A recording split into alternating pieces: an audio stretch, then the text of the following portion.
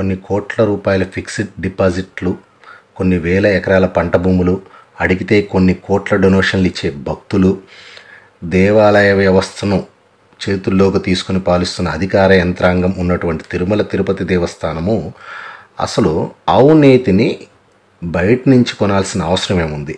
అట్లా బయట నుంచి నెయ్యి కొన్నప్పుడు దానికి అయ్యే ఖర్చు కూడా హుండీలో నుంచే కదా తీసిస్తుంది. ఈ ప్రభుత్వాలేం వాళ్ళ జోబుల్లో నుంచి ఇవ్వట్లేదు కదా. ఇక్కడ మనం ఒక్క ఏపీ వరకు చూసుకుంటేనే 175 నియోజకవర్గాలు ఉన్నాయంటే ఒక్కో నియోజకవర్గానికి 3 లేదా 4 మండలాలు అనుకుందాము. అట్లా సుమారు 600 మండలాలు.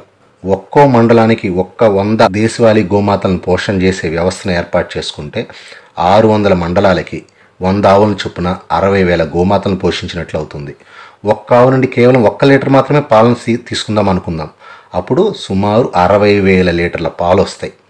శాస్త్రీయంగా దేశవాళీ ఆవు పాల నుంచి నేతిని ఎలా తీయాలో బిలోనా మెథడ్ అంటారు కదా, దాని ప్రకారం చేస్తేనే 60,000 లీటర్ల పాల నుంచి రోజుకి సుమారు 2,000 లీటర్ల ఆవు నెయ్యిని తీయవచ్చు. ఇంకా సరిపోతే కొంచెం పెంచుకోవచ్చు.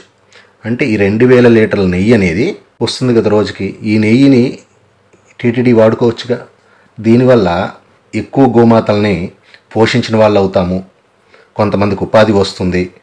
పర్యావరణానికి, పంట భూములకి, భూగర్భ జలాలకి, వాయు కాలుష్య నివారణకి ఇలా ఎన్నో రకాలుగా అదనంగా ఉపయోగాలు కూడా ఉంటున్నాయి కదా. ఇలా ఎందుకు ప్రయత్నం చేయకూడదు టీటీడీ అయినా సరే? ఆ వచ్చే మజ్జిగని చక్కగా మధ్యాహ్నం పూట మధ్యాహ్న భోజనాలు ఉంటున్నాయి కదా, 5 రూపాయల భోజనం ఇస్తున్నారు కదా, వాటికి ఉపయోగించుకోవచ్చు. లేదా పిల్లలకి ఇవ్వచ్చు. అదనంగా గో ఉత్పత్తులు తయారు చేయొచ్చు. ఒక్కసారి ఆలోచించండి.